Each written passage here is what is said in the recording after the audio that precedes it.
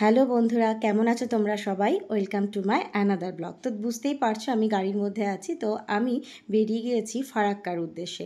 হ্যাঁ, ফারাক্কা থেকে আমাদের কাঞ্চনজঙ্ঘা এক্সপ্রেস ট্রেনটি ছিল। আমরা যাচ্ছি শিলিগুড়ি। তো এই যে যাচ্ছি স্টেশনে, নিউ ফারাক্কা জংশন। আরেকটা কথা যেটা না বললেই নয়, এই যে গঙ্গার ধার, এই যে রাস্তাঘাট, এগুলো ভীষণভাবে পরিচিত আমার। তার কারণ হচ্ছে জন্মসূত্রে আমি ফারাক্কাতে বড় হয়েছি। এই যে গঙ্গার ধার, সামনে আসতে ছোট ব্রিজ, এই যে রাস্তাগুলোতে আমরা সত্যিই ভীষণভাবে, আমার কাছে একটা ইমোশন।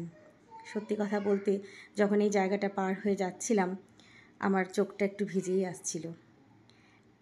ভীষণভাবে ছোটোবেলার কথা মনে পড়ে যাচ্ছিল। তো যাই হোক, পেরিয়ে তো যেতেই হবে, যেহেতু এখানে নামবো না আমি।